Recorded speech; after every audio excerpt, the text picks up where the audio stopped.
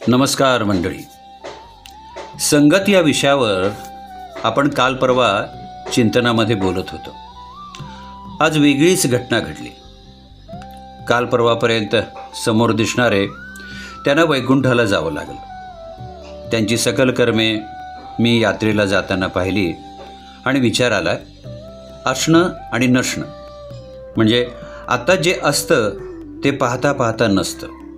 विचार पडला, असणं नसणं, नसून असणं किंवा असून नसणं हे शब्द माझ्यासमोर फेर धरायला लागले. विचारांची आवर्तनं यायला लागली आणि या शब्दांमध्ये असलेलं गूढ माझ्यासमोर आलं. जोपर्यंत असणं आहे तोपर्यंत संसार आहे. नसणं ही जाणीव झाली की मग अस्तित्व सोडून नसणं हे प्रत्येकाच्या वाट्याला येतेच. अस्तित्व असून नसणं म्हणजेच संसाराच्या पाशात नसणं हे असून नसण्यासारखं, स्थितप्रज्ञासारखं म्हणायला काय हरकत आहे पहा.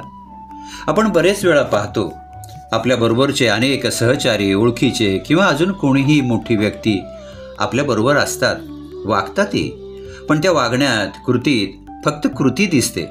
ते असून नसल्यासारखे असतात. किंवा मग अतिविचार करणारे, विचारवंत, ज्ञानी ते बहुतांश वेळा शरीराने असतात पण मनाने वेगळ्याच विषयात गुंतलेले असतात, म्हणजेच असून नसतात. संत मंडळी आणि इतर सिद्ध साधक ते आपल्यात असतात, आपल्यासारखे आहेत असं आपल्याला वाटतं, आपल्यात मिसळलेत असं वाटतं, पण ते नुसते देहधारी दिसतात. बोलतातही, त्यांची समरसताही कळते, पण ते तसे मिसळलेले असून मिसळलेले नसतात. गीतेत तत्त्वज्ञान आहे. अर्जुनाच्या प्रश्नांना उत्तर देताना 2ऱ्या अध्यायामध्ये भगवंत स्थितप्रज्ञाची लक्षणं सांगतात. तेव्हा भगवंत म्हणतात, जेव्हा मनुष्य मनातील सर्व कामना टाकून देतो आणि आत्मस्वरूपात राहतो तो स्थितप्रज्ञ असतो. म्हणजे तो असतो आणि असून नसतो. आणि आपली श्रद्धा सारी जो समोर नाही त्याच्या असण्याच्या विश्वासावर आपण ठेवलेली आहे. वस्तुस्थितीत तो भगवंत देखील सर्वत्र असून नसतो, पण तो नसला तरी तो असतो हे सत्य आहे. काय अद्भुतता आहे ना. मी सर्वत्र आहे, मी सर्वव्याप्त आहे, तुझ्यात आहे, माझ्यात आहे, पण दृग्गोचर नाही. त्यामुळे मी आहेही आणि मी नाहीही.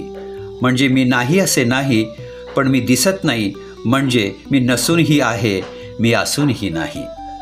कित्येक वेळा या असण्या नसण्याच्या भ्रमात आपण सुद्धा दैनंदिन जगतामध्ये असतो, पण त्यात आपण मनाने नसतो. अलिप्तता, निसंगता ही आपोआप तयार होते. वस्तुस्थितीत परमार्थाचा मार्गच असा आहे. तो असून नसल्यासारखा आणि नसून असलेल्यासारखा, म्हणजेच असून नसलेल्या आणि नसून असलेल्या भगवंताच्या अस्तित्वाला माना आणि भक्ती करा, नाम घ्या असेच सांगतो. मुळात ज्याच्यापासून विश्व निर्माण झालं त्याला कोणी पाहिलं नाही, पण तो आहे म्हणून विश्व आहे आपण ते मान्य करतो आणि त्यात भगवंत समजून आपण आपल्या आवडत्या रूपाने त्याची भक्ती करतो. संत सज्जन म्हणतात, तुझं सगुण म्हणू की निर्गुण रे, सगुण निर्गुण एक गोविंदू रे. अनेक वेळा आपल्यात असण्याच्या बरोबर आपल्या आतमध्ये असलेल्या अहंकारात आपल्याला समोर जो नसतो तो साक्षीदार आहे हे आपण विसरतो. मित्रांनो, त्याला जाणा. तो असून नसल्यासारखा आणि नसून कायम आपल्या बरोबर असल्यासारखा असतो. तेव्हा त्या सगुण निर्गुणाला शरण जाऊ. कारण स्वामी म्हणतात, मैं गया नहीं जिंदा हूँ, म्हणजे मी दिसत नाही पण मी आहे याची खात्री बाळगा. मध्यंतरी स्वामींच्या सिरीजमध्ये एक कथा दाखवली होती.